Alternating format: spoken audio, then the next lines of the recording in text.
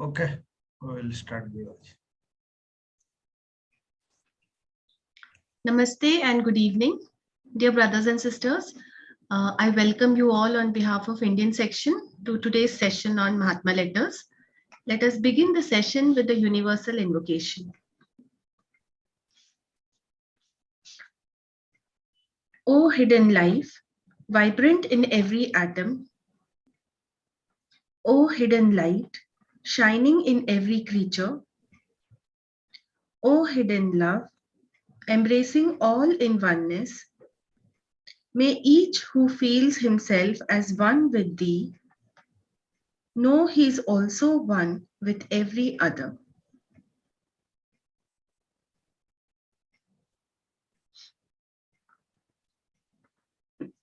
So, good evening once again.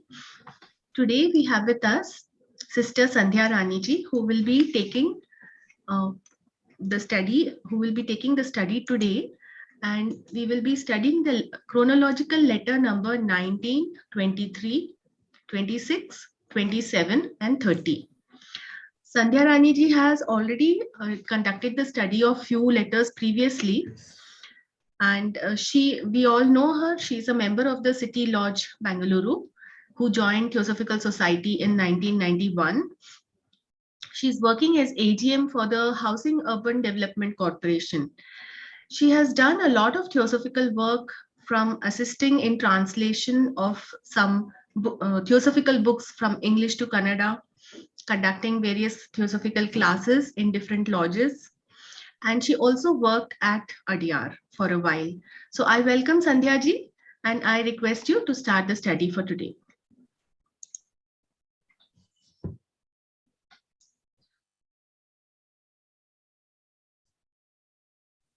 Thank you, Vibhaji, for excellent introduction. First of all, I would like to thank Indian section, particularly Mahapatraji, for giving me this opportunity to study in detail in Mahatma letters. Even I worked for Mahatma letters also, along with Dr. Kannanji. Whatever he did, I just computerized. During that time, I got the opportunity to go through Mahatma letters. But more than that, now I'm understanding a bit more, I can say. But only thing, I have to implement that in my life. Today, I'll try to explain about 5 letters. First, let us try to understand letter number 19, what is relevant to us in day-to-day life. In letter number 19 or letter number 121. This is a letter written by Kutumi, Mahatma Kutumi, and it was received at Bombay when he returned to India during July 1881. He writes to AP Senate, try, and says he must patiently await the result.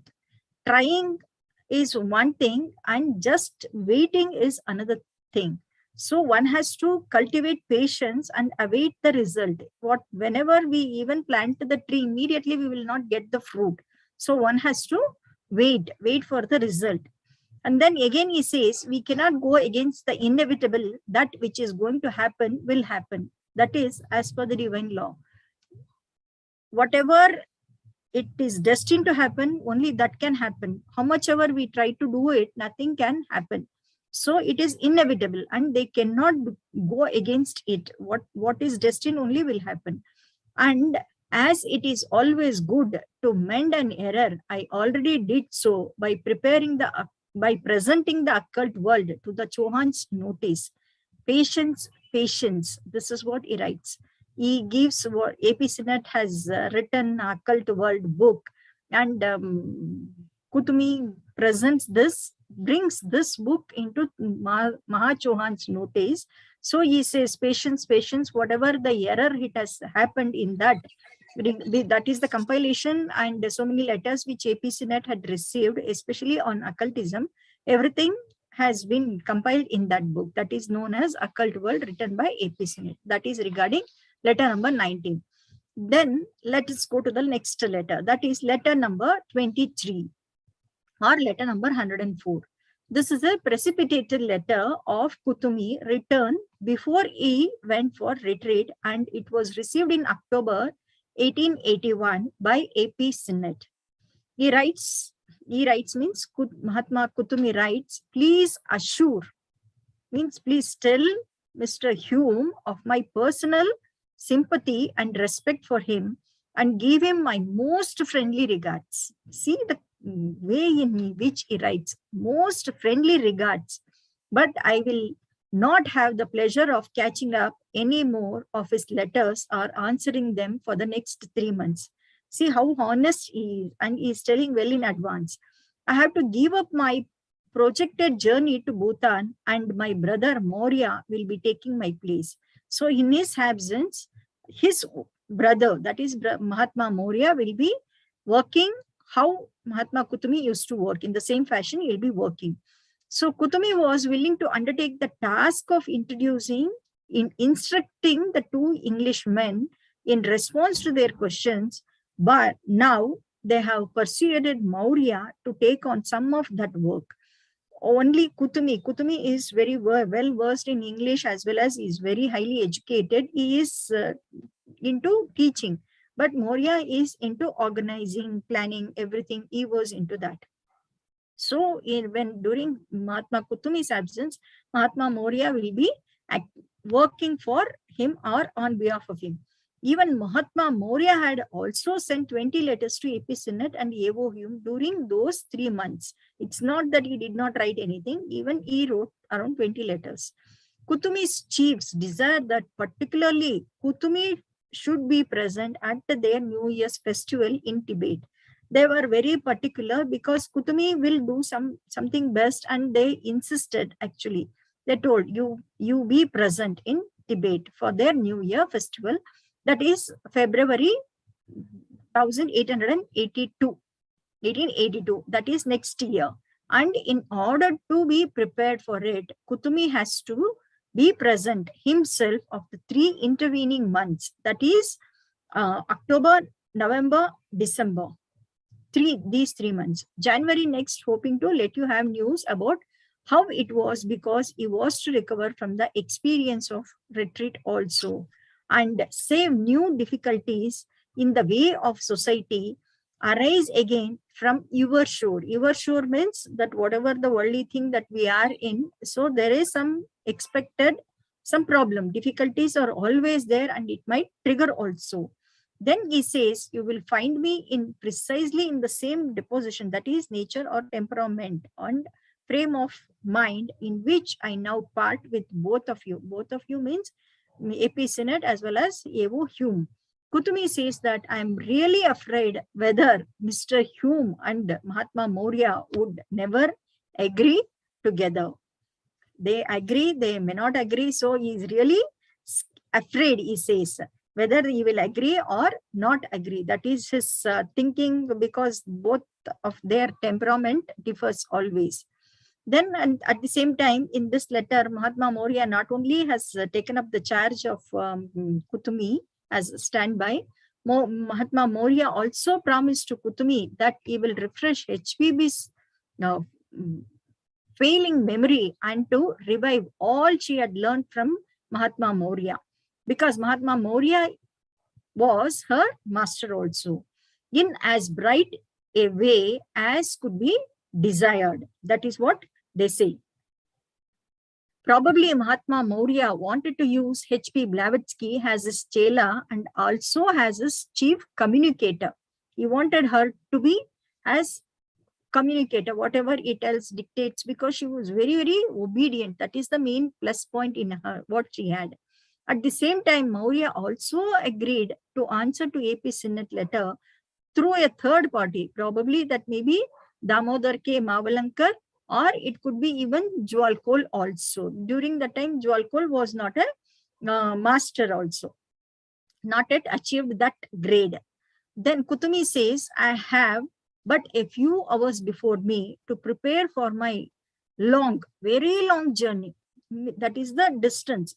Hoping we part as good friends as ever, and that we might meet as better ones still. Most probably, he has left to Tibet between 27th September or between 1st October. Maybe in these 3-4 days, he might have left to Tibet.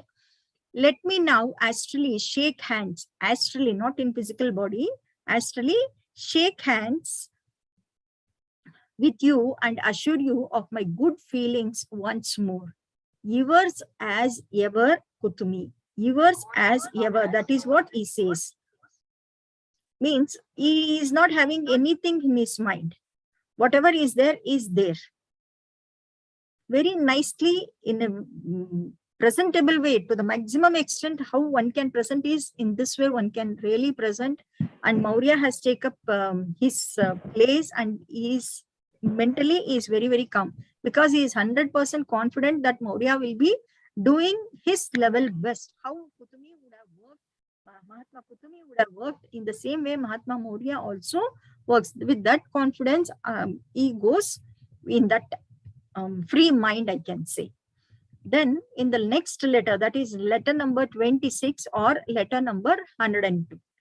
Let's see what is there in that is, this letter has been dictated by Mahatma Maurya to H.S. Alcott when he was in Ceylon, and this was for transmission to Hume.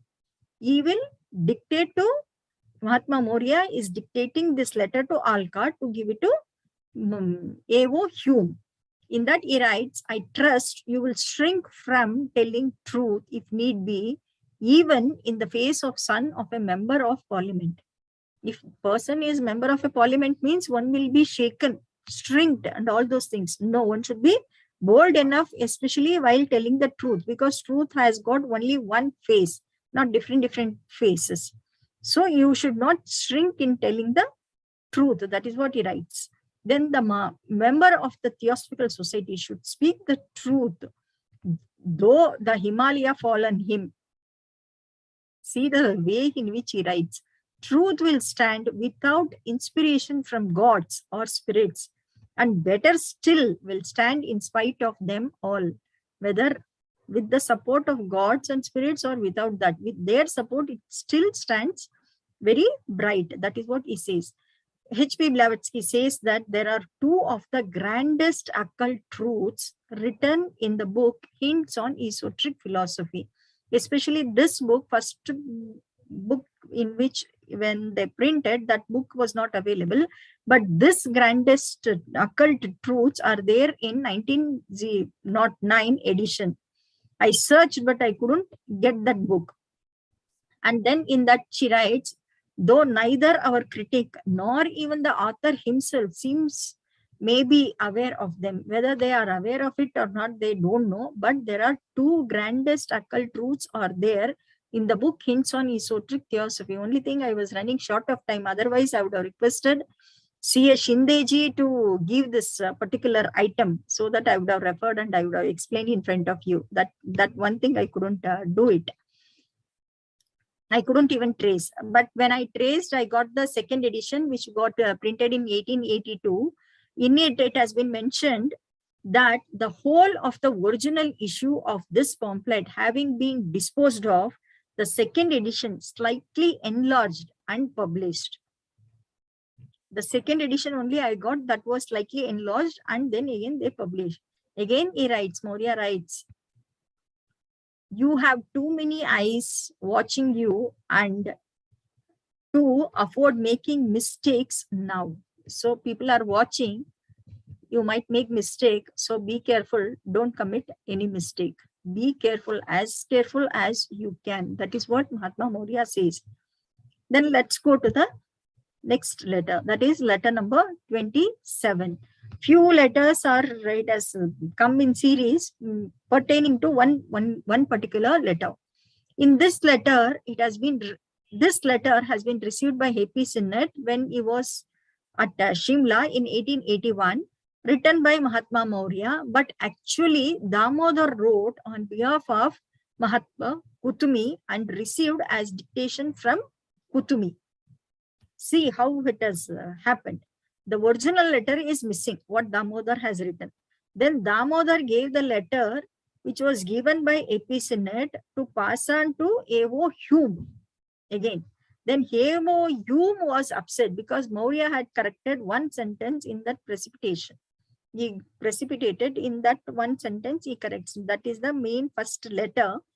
It was dictated and written on behalf of Kutumi only, but here Mahatma Maurya was in between, so all these things.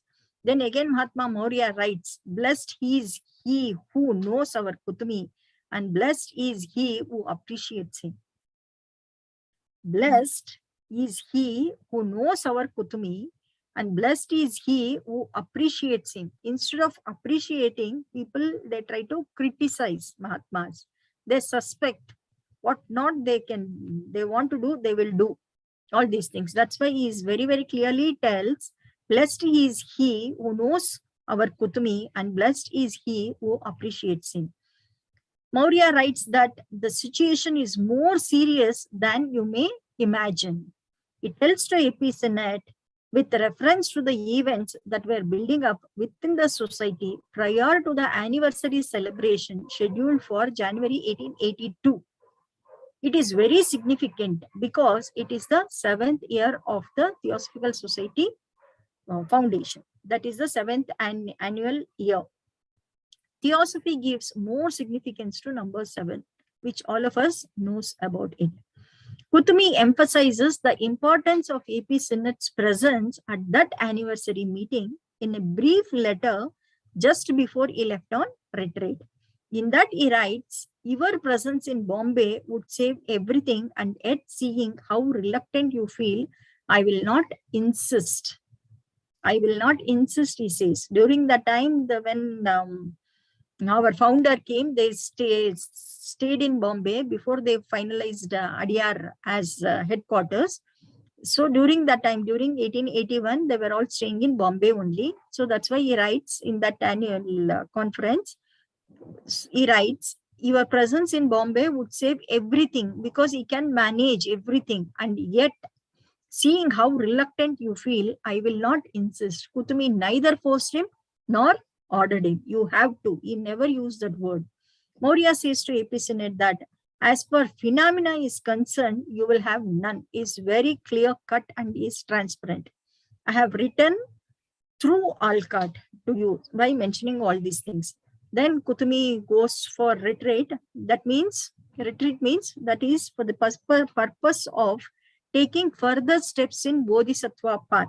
That is becoming Buddhahood. That is the path in which one can retreat. That is going to the original place, original thinking, or in Samadhi. That is nothing but meditation.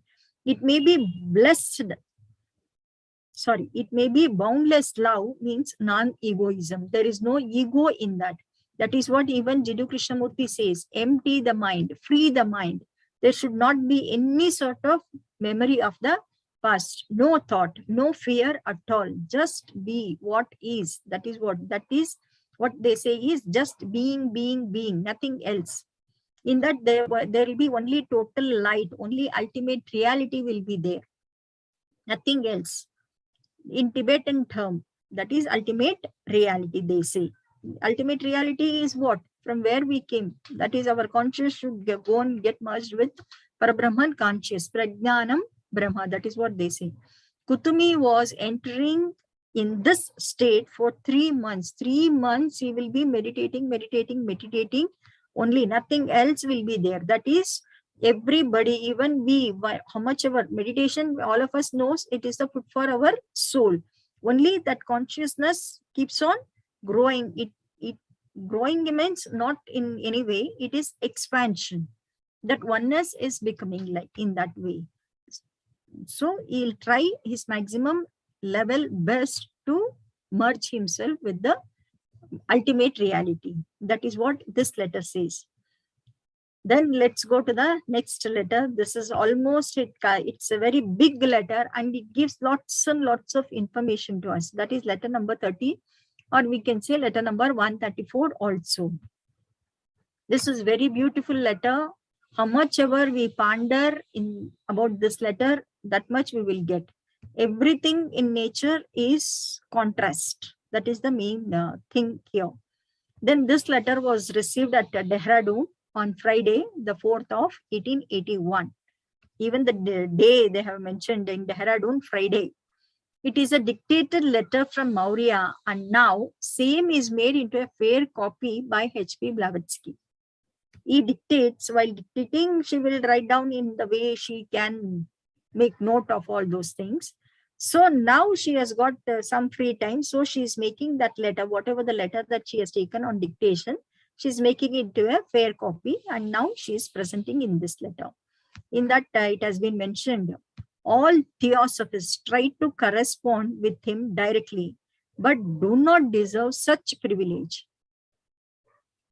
If I get the opportunity, even I'll try. But even I'll try. That thought itself has not gone, but not entered. But during that time, so many people, they were very seriously trying. So they all wanted to correspond with the masters directly, one-to-one basis. But actual reality is that they never deserved that privilege. If they deserve, no, automatically one will get, but they were not at all deserving. So Kutumi chose to correspond with only two men who proved of the utmost importance and use to the society. We all know who are those two, A.P. Sinnett and A.O. Hume. Whether they were wise or stupid, whatever they were, they may be wise or they may be stupid also. They may be clever or they may be dull also in whatever the way they are doing. Possibly useful or utterly useless. It doesn't matter. Lay their claims to correspond with us directly to tell him, you means H.P. Blavatsky, that this must be stopped. All they want to correspond with us, but you tell them that this must be stopped. Why? That also they write in this particular letter. They say, for ages we never corresponded with anyone, nor do we mean to. For ages means how many years, none of us knows. But during that particular year, world was just getting ready to receive, but not yet completely ready. In spite of that, Mahatma Maurya and Mahatma Kutumi took the responsibility of corresponding, giving a small bit of the truths to us. Whatever we have received in Mahatma letters and the secret doctrine and ICs unveiled, we have to really contemplate and understand the real truths or natural truths which is lying in those letters and messages or in those books. For ages, we never corresponded with anyone, nor do we mean to correspond with in future also. That is what they mean. They join the society, that is public. They join the society, and through remaining as stubborn as ever in their old beliefs and superstitions, and having never give up caste or one single of their customs, they in their selfish exclusiveness expect to see and converse with us and have our help in all and everything. If we want to really understand them, then we have to work the level of consciousness in which they are working. Even we have to work the level of pure life which they are leading. It's our duty to lead that life. We are not at all doing that, and we are just merged in caste system, customs, and we believe so many superstition, and we are so stubborn, and we are not even service oriented people. No obedience, no honesty, nothing. All these things are there in us, but we expect that they have to correspond with us directly. This is what is our expectation.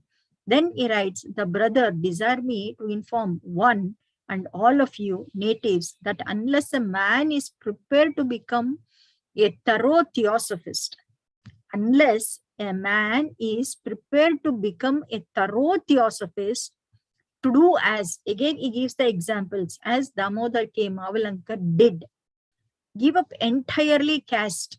He just gave up everything, no caste at all, his old superstitions, and show himself a true reformer. He showed himself, he proved himself in his life. It was so transparent, especially in the case of child marriage. It was not at all there in India. He was a real reformer, and he started stopping that child marriage. No child, especially below, during that time, 6 years, 7 years, even 5 years. Even when my mother got married, she was just 12 years. The child marriage system was there. So that should be completely stopped. And he will remain simply a member of the society with no hope, whatever, of ever hearing from us. All of us expect, no, master will tell something, he will come and solve our problem, he will do this, he will do that, everything will happen, he will save us, he will protect us. How much expectation that we have? That should not be there. You have to just do it and leave the fruit. We have to just quietly wait. So for that, we should have patience. That is what we have seen before in that letter. So that is what he says. Child marriage should not be, should be stopped completely. That is what here it means. It is left to himself and at his choice. It is useless for a member to argue, I am one of a pure life. I am a titillator, means a person who never takes alcohol, means he never drinks alcohol, and an abstainer from meat and vice. I'll not take meat and all those things. People will say, I'm so pure. My physical body is pure. My astral body is pure. My mental body is pure. I'm working in Buddhic level. I'm service oriented. I'm abstain from all these things, they say. But simultaneously, what they are doing means all my aspirations are for good, etc. That is how they say. And he, at the same time, whomsoever says, building by their acts and deeds an impossible barrier on the road between themselves and us. So they will say, but indirectly they'll be building a barrier between the Mahatmas and themselves. That barrier cannot be crossed also. So that is the main thing. That barrier one should not build. We have to try to lead as much pure life as possible. And always we have to keep our mouth shut. I know this, I'm doing this, I'm doing that. Please correspond with me. Otherwise, please guide me. Please have direct conversation with me. Otherwise, show your face. All those things, all these things are expectation. One should not do all these things.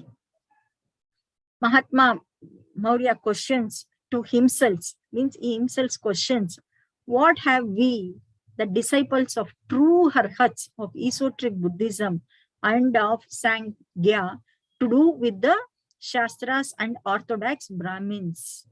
What is there? Nothing. We are the disciples of true Arhats, not Dikava Arhats, real true Arhats. Arhats is the fourth initiates as per Buddhism.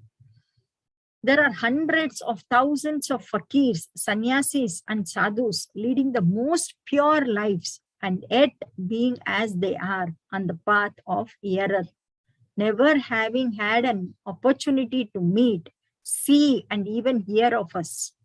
They are leading their pure life again, but it is not as per our expectation or as we think.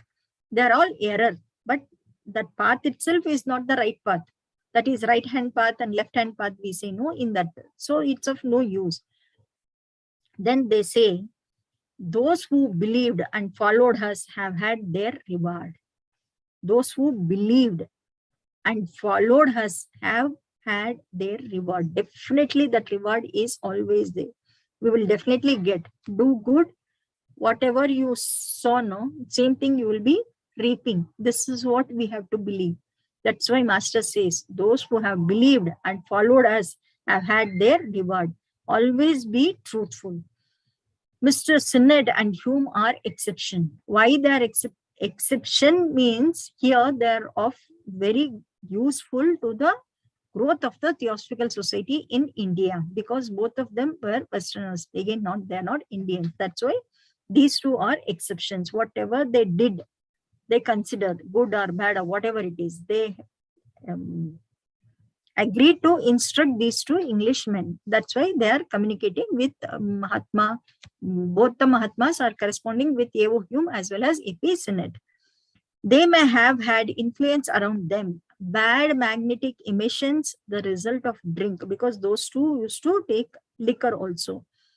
Drink, society, and promiscuous physical associations, that is resulting even from shaking hands with impure men. All of us know, no?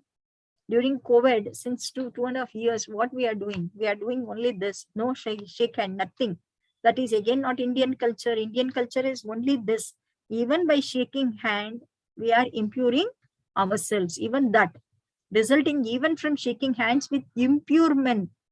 In case if you are pure, if the other person is impure, again that should not be done. If we really read Theosophy in detail, no, the first instructions Annie Besant got from H.P. Blavatsky is that she's supposed to use her own plate, her own spoon, and her own cup.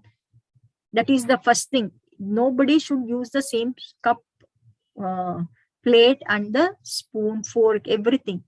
This is the first instructions Annie Besant got from H.P. Blavatsky. That means seclude yourself. Don't mingle with impure men, because what we see is outside cleanliness, but inside we don't know what is there within us. But all this is physical and material impediments, which with a little effort we could encounter, counteract, and even clear away without much detriment to ourselves. That is what they say. In case if we want, we can forego, and otherwise we can give the margin, all those things. They are really very flexible also. Then Dhyan Chauhans are there. They are in the positive way. Simultaneously in the negative way, Chauhans of darkness are also there. Not what they term devils, but imperfect intelligences. Imperfect, not perfect. Imperfect intelligence who have never been born on this or on any other earth or sphere. They are also there. Dhyan Chauhans are also there. The pure planetary intelligences who preside at every manvantara. Pure planetary intelligences who preside at every manvantara. Manvantara is activity, creating, coming, which is visible, tangible. That is manvantara. The dark Chauhans preside at pralayas. That is laya, covering, going. That is darkness. This is light. That is dark. These two are the main contrast of this universe. No more than Dhyan Chauhans have and who will never belong to the builders of universe. No more than the Dhyan Chauhans have and who will never belong to the builders of the universe. Explain this to Mr. Sinnett. I can't. That is what he says.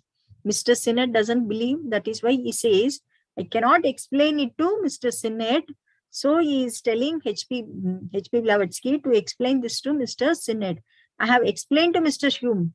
During that time, Mr. Hume was far, far better. At least he listened during that time. And let him remember that as all in this universe is contrast. This is the main sentence. This is very, very nice. In this universe, no day and light.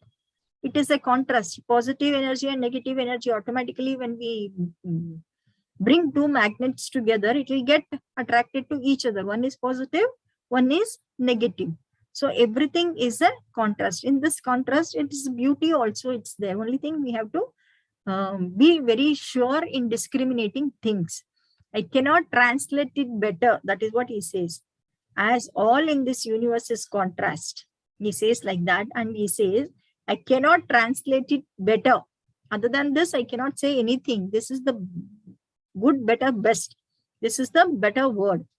So the light of Dhyan Chauhans and their pure intelligence is contrasted by Mo Chauhans and their destructive intelligence, whose work we have no right to meddle with so long as they don't cross our path.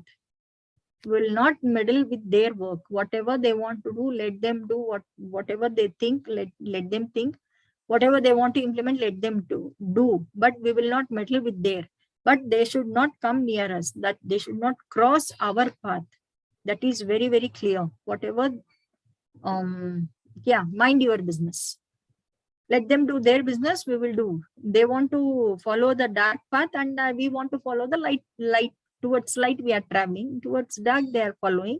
They should not come and disturb us. Whatever the work that we are doing, they should not come. So till then, we will not meddle in whatever that they are doing. Because on this earth, no, everything, unless and until we see the dark, we will not be in a position to see the light. So that is also equally important.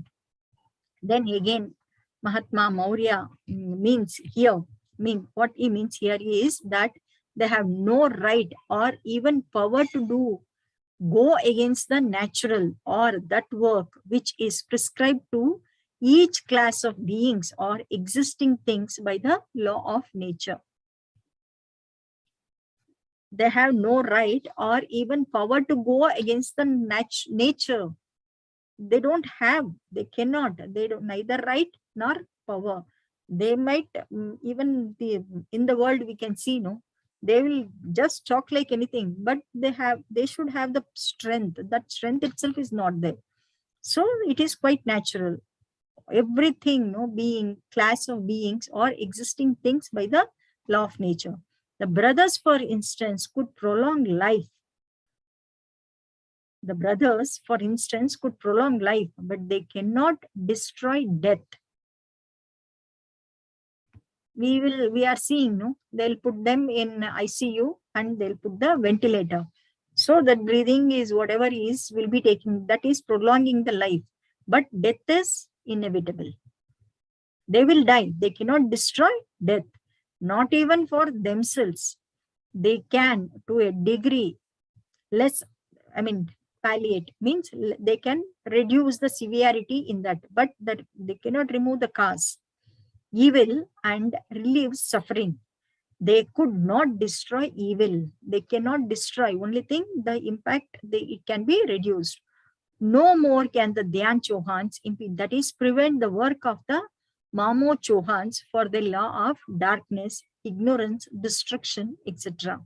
Because their thing only is that they are in darkness, they are ignorant, and whatever the work they do, that is towards destruction only, not towards construction. As that of the farmer is light, knowledge, and creation. That is going towards the light, going towards the knowledge and creation. That is Manvantara, as I told you. The Dhyan Chauhan answers to both, that is Buddhi, that is conscious, divine wisdom, and life in blissful knowledge. And the Mamos are the personification of nature of Shiva. Okay, it's a personification of nature of Shiva.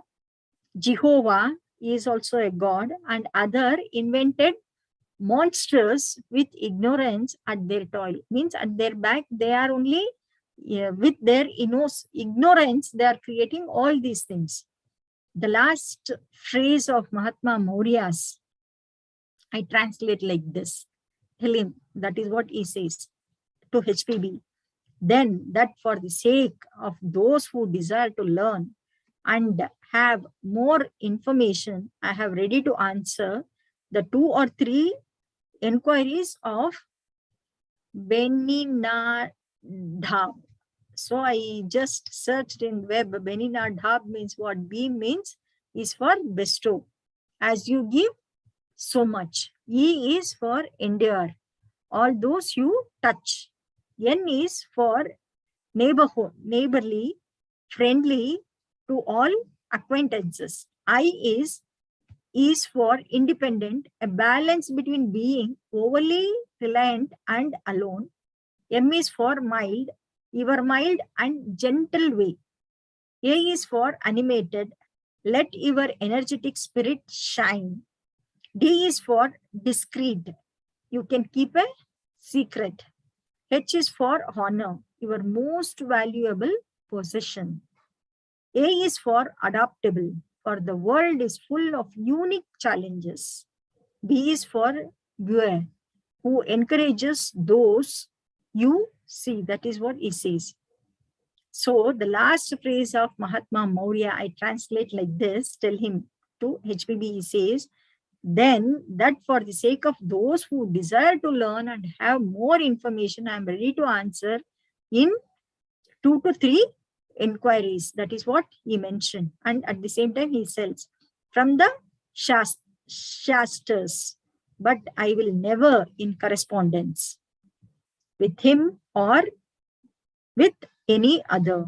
Let him put their questions clearly and distinctly to you. That is H.P. Blavatsky, Mr. Synod, and then I will answer through him. You, again, H.P. Blavatsky only, all these things. So whatever AP Senate or Mr. Hume writes, they are willing to correspond all those things, whatever they want, they will tell, they will help, they will, everything is query, this question, that, everything is out of curiosity only they used to write. So they write in this way. Then again, in the last one or two paras, it's mentioned, during that time where H.P. Blavatsky is there, so many newses, it's coming in the paper, she's there, she's alive, she's not alive, she's Gayab, and all those things, information used to come. So for that, here she writes, yours in the love of Jesus, H.P. Blavatsky. Then there is details about H.P. Blavatsky's proof of identity has also been given in this letter. I once again thank for the opportunity given by the Indian section to speak on these 5 letters. In whichever, I mean, how much ever I could explain, I don't know how I have done. Thank you. Thanks a lot. Thank you. Thank you, Sandhya-ji. You have explained these letters very well, especially this letter number 30. I now request Sister Meenakshi-ji to give us the translation in Hindi. नमस्ते, thank you sister. आज हम महात्मा letter number 19, 23, 26, 27 और 30 ले रहे हैं। Letter number 19, यह पत्र master के एच एपी सीनेट को लिखते हैं जुलाई 1881 में, जो उन्हें बॉम्बे में मिलता है। मास्टर सीनेट से कहते हैं कि मतलब एपी सीनेट द्वारा लिखित प्रथम पुस्तक द ऑकल्ट वर्ल्ड के बारे में मास्टर कहते हैं, प्रयत्न करें, हमें धैर्यपूर्वक पुस्तक के परिणामों की प्रतीक्षा करनी चाहिए, लेकिन जो अटल अपरिहार्य है उसके खिलाफ हम नहीं जा सकते। और जैसे कि गलतियों को सुधारना हमेशा अच्छा होता है, मैंने पहले ही ऑकल्ट वर्ल्ड की पुस्तक महा चौहान के समक्ष प्रस्तुत की है, इसलिए धैर्य रखें। अगला पत्र है लेटर नंबर 23। यह पत्र मास्टर के एच एपी सीनेट को लिखते हैं सितंबर 1881 में, जो उन्हें शिमला में मिलता है। यह पत्र मास्टर के एच ने अपनी रिट्रीट में जाने के पूर्व लिखा है। वे कहते हैं, मिस्टर ह्यूम को मेरी व्यक्तिगत सहानुभूति और मेरा उनके प्रति सम्मान से आश्वस्त करे और मेरा मैत्रीपूर्ण अभिवादन दे, लेकिन अगले 3 महीनों तक मैं उनके किसी भी पत्र को स्वीकार नहीं कर सकता या जवाब नहीं दे सकता। मुझे अपनी पूर्व नियोजित भूटान यात्रा को रद्द करना होगा और मेरे बंधु मास्टर एम मेरी जगह लेंगे। अगले साल की फरवरी में होने वाले हमारे नए साल के उत्सव में मेरे प्रमुख मेरी विशेष रूप से उपस्थिति चाहते हैं और उसके लिए तैयार होने के लिए मुझे बीच के 3 महीनों का लाभ उठाना होगा। आगे वे कहते हैं कि आशा करता हूं कि अगली जनवरी में अपनी तरफ से समाचार दे पाऊंगा और आपकी ओर से सोसाइटी के मार्ग में आने वाली कठिनाइयां यदि फिर से बढ़ती है, तब आप मुझे ठीक उसी मनस्थिति में पाओगे जिसमें अब मैं आप दोनों के साथ विदा ले रहा हूं। मुझे डर है कि मिस्टर ह्यूम और मास्टर मौर्य एक दूसरे से सहमत नहीं होंगे। वे आपके पत्र और अनुरोध का जवाब मैडम ब्लेवेट्स्की के द्वारा नहीं बल्कि किसी और के द्वारा देंगे। मास्टर एम ने मुझसे यह वादा किया है कि वे मैडम ब्लेवेट्स्की की बिगड़ती हुई स्मृति को ठीक कर देंगे और मास्टर एम के साथ उन्होंने जो कुछ भी सीखा है उसे पुनर्जीवित करेंगे। मेरी बड़ी लंबी यात्रा के लिए तैयार होने के लिए कुछ ही घंटे बचे हैं। हमेशा की तरह हम अच्छे मित्रों की तरह इस उम्मीद के साथ मैं आपसे विदा लेता हूं कि आगे भी हम इससे बेहतर रूप से मिलेंगे। आपसे एस्ट्रल रूप से अभिवादन करके मैं पुनः आपके लिए मेरी सद्भावना का आश्वासन देता हूँ। हमेशा आपका कहते हुए मास्टर यह पत्र का समापन करते हैं। अगला लेटर है लेटर नंबर 26। यह पत्र मास्टर मौर्य एपी सीनेट को लिखते हैं अक्टूबर 1881 में। यह पत्र और अगला पत्र मास्टर एम ने कर्नल ओलकॉट को डिक्टेट किया था, ह्यूम को निर्देशित है। मास्टर कहते हैं, मुझे विश्वास है कि आवश्यकता पड़ने पर आप पार्लियामेंट के मेंबर के पुत्र के सामने भी सच बोलने से नहीं कतराएंगे, सच बोलने से नहीं हटेंगे। आपके ऊपर कई लोगों की नजर टिकी हुई है कि आप कहीं गलती ना करें। अगला लेटर नंबर 27। यह पत्र मास्टर एम एपी सीनेट को 1881 में अक्टूबर 1881 में लिखते हैं, जिसे वे दामोदर मालवनकर को डिक्टेट करते हैं। मास्टर कहते हैं, आपके लिए चमत्कारी घटनाएं नहीं होगी जिसे मैंने कर्नल ओलकॉट के माध्यम से आपको लिखा था। वह धन्य है जो हमारे पुथुमी को जानते हैं, और वह धन्य है जो उनको मानते हैं, समझते हैं। मेरे कहने का अर्थ आप किसी दिन समझोगे। एओ ह्यूम के बारे में कहे तो मैं उसे तुमसे बेहतर जानता हूं, ऐसे मास्टर मौर्य कहते हैं। अगला लेटर है लेटर नंबर 30। सीनेट के लिए यह पत्र मास्टर एम एचपीबी को डिक्टेट करते हैं, जिसे वे कॉपी करती है। यह पत्र नवंबर 4, 1881 में उन्हें इलाहाबाद में मिलता है। मास्टर कहते हैं कि सभी थियोसॉफिस्ट मास्टर्स के साथ पत्र व्यवहार करना चाहते हैं, लेकिन वे इसके लायक नहीं होते। मास्टर के एच ने ऐसे 2 लोगों को पत्र व्यवहार के लिए चुना जो सोसाइटी के लिए उपयोगी और अत्यधिक महत्वपूर्ण साबित हुए। उन सभी ने, चाहे वे बुद्धिमान ज्ञानी हो या मूर्ख हो, होशियार हो या मंद हो, शायद उपयोगी हो या पूरी तरह से बेकार हो, उन्होंने भी हमारे साथ सीधे पत्र व्यवहार करने का दावा किया है। सीनेट से कहे कि इसे रोका जाना चाहिए। सदियों से हमने किसी से भी पत्राचार नहीं किया, न ही हमारा ऐसा इरादा है। वे सोसाइटी में शामिल होते हैं और अपने पुरानी धारणाओं और अंधविश्वासों में हमेशा की तरह हठीले हुए और कभी भी अपनी जाति या अपने एक भी रीति रिवाज को न छोड़कर वे अपने स्वार्थ में हमें देखने और बातचीत करने और उनकी सभी प्रकार से मदद करने की उम्मीद रखते हैं। मुझे प्रसन्नता होगी यदि मिस्टर सीनेट उन सभी लोगों से उनसे निम्नलिखित बातें कहे।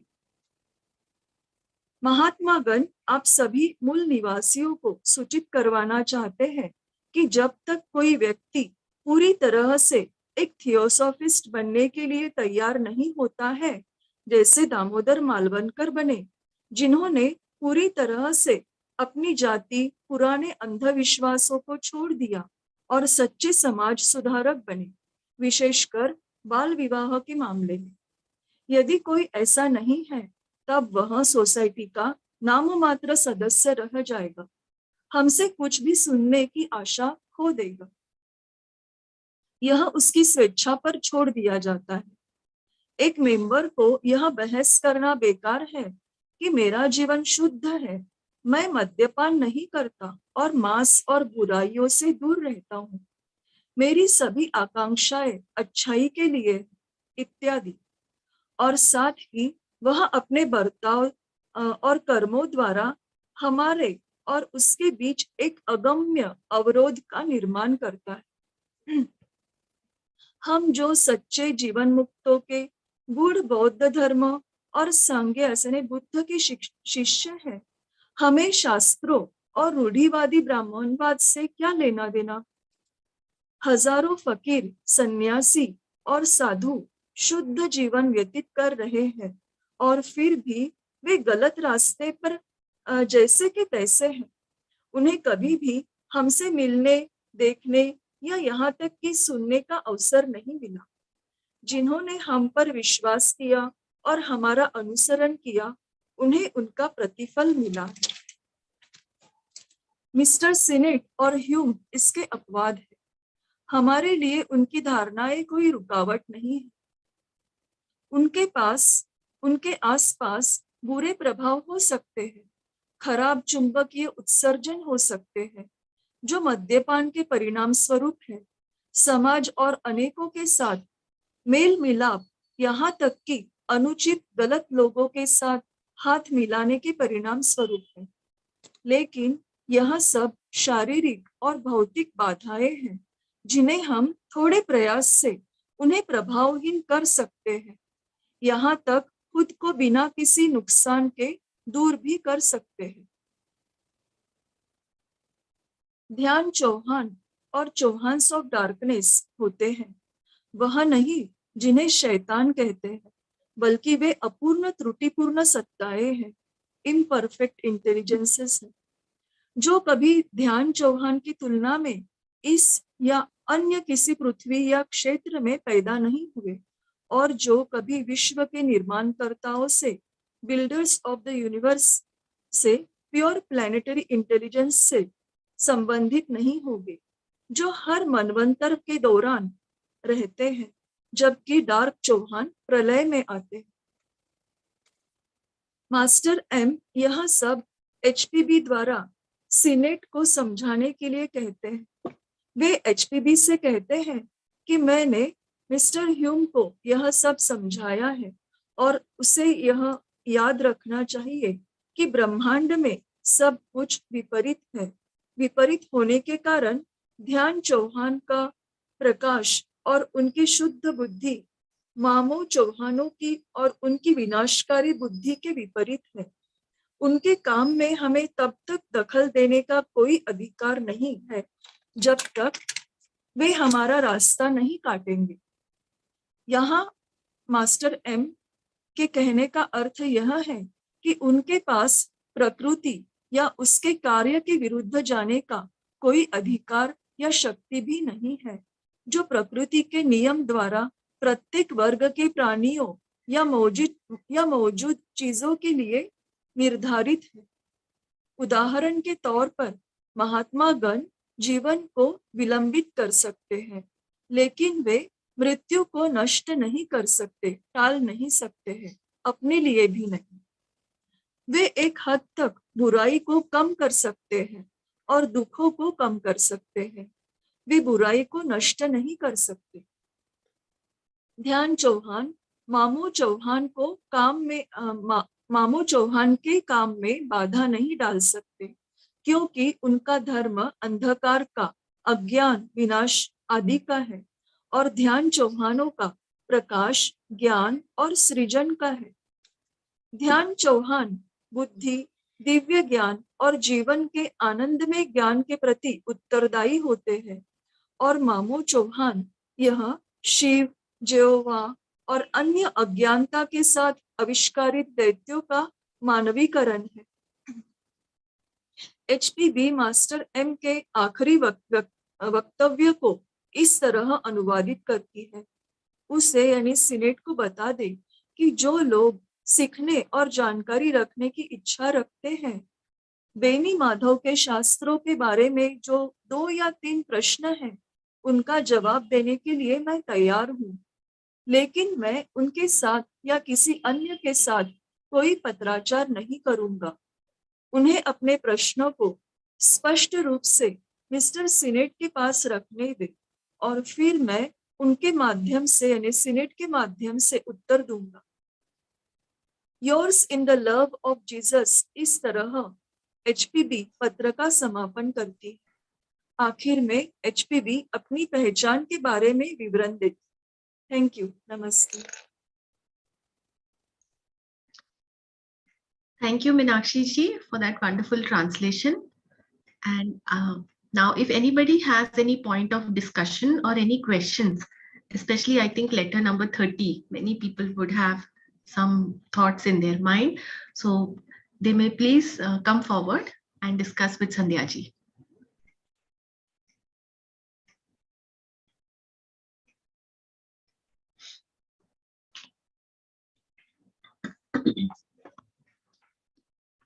Sandhya ji, any more important point you want to give on this letter 30? जितना बोलने से भी उतना है. It is very, very too much, very elaborated. That contrast itself, the word contrast, that itself is a very big thing. Yes. Then Damodar came, Avlankar, how much he sacrificed to the society, and he never expected anything from the masters. Whatever he was supposed to do to his wife, he did. Everything is settled, no guilt, mentally so free, and he was equally obedient. How H.P. Blavatsky was so obedient to the masters, even he was that much obedient with the masters. So if anyone wants to correspond with masters, or they want to see or have direct contact and all those things, so one should be ready to leave the world of this personality or this worldly thing. Then only it is easy for us, and he led a very, very pure life. So even we are supposed to do. Then do the reformation during that time, it was in no way easy. In spite of that, he did. Child marriage was too much during that time. How many people they became widow during that time, how much physical problem they had. But he was real reformer, and he just gave. He never expected anything I want. That is the beauty of Mavlankar. Correct. Then expectation and what we say is one thing, and what the life that we are leading is another thing. So that should not happen. So what we say, same thing we are supposed to implement. Especially the dark forces attract us more, but we should not yield. We should be strong enough. We have to walk towards the light, not towards the dark. At least those who know should work to benefit human being, to the mankind. That is the main thing here. True, very nice. One point which really struck me in this letter was that even though many people might think they are leading a pure life, they are actually on the path of error. So this is what we need to guard against. We think we are leading a pure life, but are we? And so we have to keep re-examining ourselves and our way of thinking and living with these theosophical values. Pradeep ji, anything you would like to add? No, actually, my point is relating to this two types of dhamchons. They Yes. are clearly mentioned in this letter. One is doing a lot of damage to the society, to the world. Another is doing, they have doing sending lights. And both are not intermingling, or they are doing that. And particularly Momo Chauhan's, they are working after the pralayas. That is very specifically mentioned here. And it is clear instruction that so many gods, goddesses, all the bigoted religion sects worship. It is not also helpful for spiritual Brotherhood. unfoldment. Brotherhood feeling. Yes, that is it, true. Yes. That is a very interesting point here he mentioned. That those are the gods, the Hindus, the Christian, the Mohammedan, and other bigoted religion sects worship. It is in fact damaging the human or the universal brotherhood, but we are supposed to popularize, to unfold our consciousness. Very interesting subject. Thank you, Sandhy. Very nice presentation. So much for giving me this opportunity. So thank you, Sandhya ji, and thank you all. I don't think participants have any questions. So we can close, sir, now. Yes. Okay. We'll close today's session with the closing prayer.